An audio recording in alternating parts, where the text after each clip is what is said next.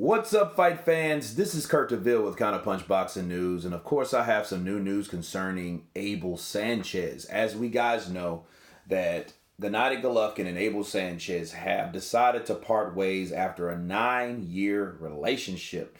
And initially Golovkin did make this statement, and it was like all good. It was like, hey, I've decided to part ways with Abel Sanchez. I've learned a lot from him. He's a Hall of Fame trainer, yada, yada, yada. And it almost was like, okay, you're talking around the real reason why you guys are splitting up. So this is the political reason, And I also wondered, like, okay, what the hell really happened? And I did do some research, and I did find out that Abel Sanchez's side of the story was a lot more clarified. Okay, this reason makes a lot more sense than, oh well, yeah, I think I've learned everything that I'm gonna learn, and I want to, it sounds like somebody wrote that for Golovkin, but Abel had said, for your information, as of today, I will no longer be working with Gennady Golovkin. He says after a 9-year run, record set and equaled developing a Hall of Fame career and making it possible to sign a 6-fight, $100 million contract with the Zone, he proposed and insisted on insulting new trainer compensation schedule. My dignity and honor does not allow me to be screwed like that. It's unfortunate being greedy, being ungrateful, and no ethics, honor, or integrity will end this relationship. Now, he said, being greedy, being ungrateful, and no ethics, honor, or integrity. Man, look, those are all the good words that you could have said about any guy that just was stripped away. And it's a trip because I like how he's linking that in. Because this was a unit. You had Gennady Golovkin and Abel Sanchez. A lot of people, you had Golovkin fans, but understand something, backstory about Sanchez. Sanchez was retired as a trainer at that time. Golovkin found Sanchez and convinced Sanchez to train him. Okay? 9 years later, this is where we're at. Hellified record, great, or good camaraderie, and they spent a lot of time together.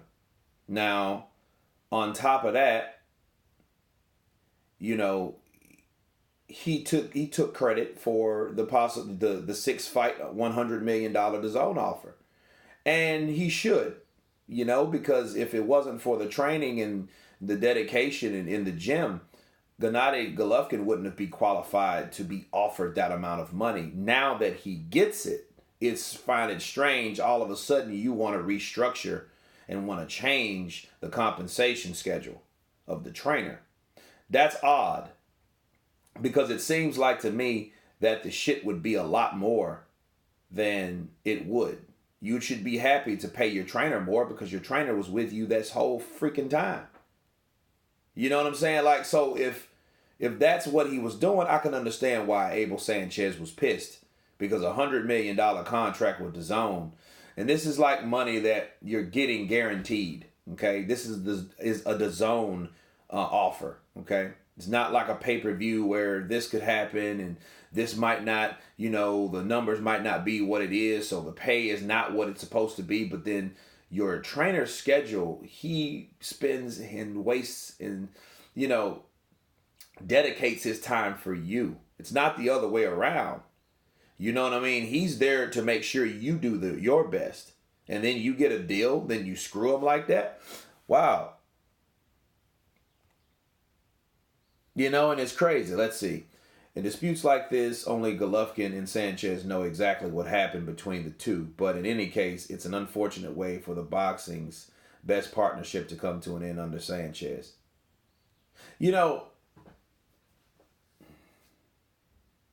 My counterpunch on this is that sometimes money reveals you. About Golovkin Golovkin, before he really got any real money, his sole objective was to do what? Unify all the belts, become undisputed at middleweight, break the middleweight record for having the most title defenses. And then money was not really even mentioned in Golovkin's camp.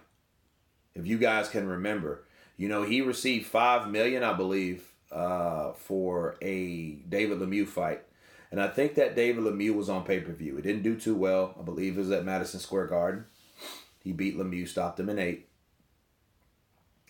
And money really didn't come into play until Canelo Alvarez was introduced for a possible opponent.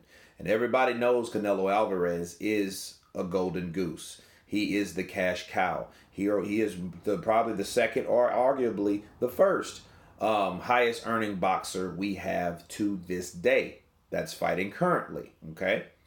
So then all of a sudden, money's introduced.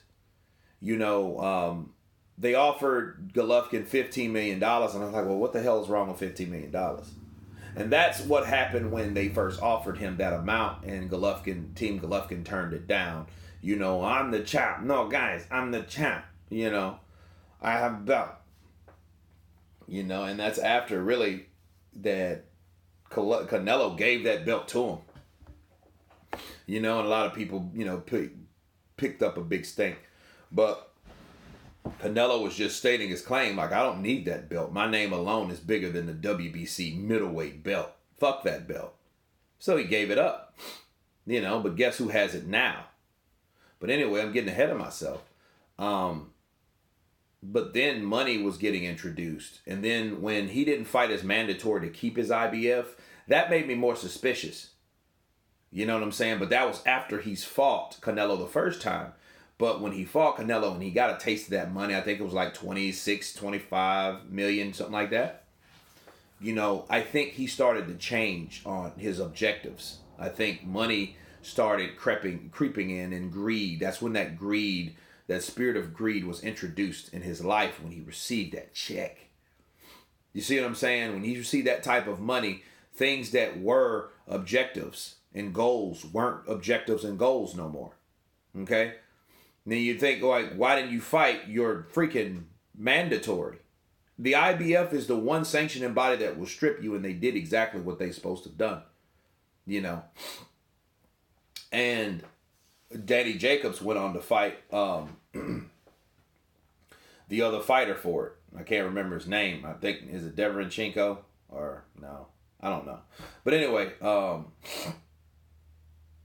but he fought that guy for the belt. That the IBF belt was stripped from him because he wouldn't fight as mandatory. So then it made it that much harder to get the IBF back. But it seems to me like if you're going to wait for a Canelo fight, you're looking for the money. You're not caring about that belt.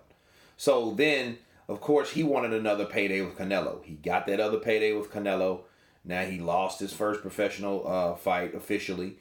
And then now he gets the DAZN deal. Now he's trying to screw Abel Sanchez over, a guy that's been with him the whole time.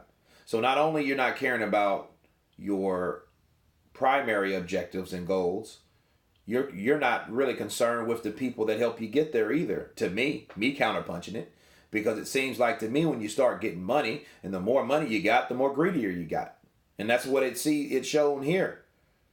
I'm not going to play devil's advocate. Oh, well, no, because I look at this. Why would you change the scale now when you're getting more money? That's a no-brainer. Anybody can look at that and say, okay, Golovkin, you're making $100 million. What the fuck are you concerned about money for? See, either way he decided, he could give Abel Sanchez a bonus or an incentive, and it still wouldn't even matter because he had enough money at the end of the day. So what drives Gennady Golovkin?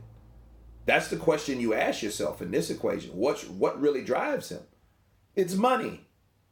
And when money comes greed to certain fighters, when money gets into the wrong hands, especially people that are not accustomed to that type of money, this is the shit they pull. Golovkin is no exception. You know what I mean? The same thing happened to Deontay Wilder. You know, if you got a fighter that's not accustomed to making a lot of money, and then you start giving him a lot of money, that reveals who that person is. And Golovkin is no exception. So Abel Sanchez was right. The things that he said about, look, being greedy, being ungrateful with no ethics is absolutely right to me. Golovkin's fucking up, and this might be a bad sign for him because later in his career, he has 6 fights with DAZN, okay? And he decided to leave the biggest asset on the table that he needs in these 6 fights, unless he's fighting a bunch of bums, which we don't even know really who he's fighting. But all 6 of these fights won't be bums because, you know, DAZN ain't going to just pay this guy for nothing. I imagine they wouldn't. You know what I mean? But if he's smart, he should fight the easier fights, which it looks like that's what he's doing. You know what I mean? So, yeah, I mean, it's crazy. It's crazy. I think that he's making a big mistake by being greedy because he'll need Abel Sanchez because at least Sanchez will be there, you know, in his corner. However, unless it was another reason, you see what I'm saying? He could have, you know, after the Canelo fight and some of the remarks that he made, you know, about the scorecards and, you know, maybe Golovkin maybe that was the reason and he just didn't want to tell Abel. He wanted to use the excuse as money. But if I was a gambling man, I would pick option A. I think it is money. You wait to change someone's scale. I guess to lowball them because you don't want them, maybe. It's either one of the two. You guys tell me what you think. Do you think it's because of money or do you think it's because he doesn't believe in Abel Sanchez anymore? Or does he believe Abel Sanchez doesn't believe in him? I don't know. You guys tell me. Of course, please subscribe. And you guys been counterpunched. Peace.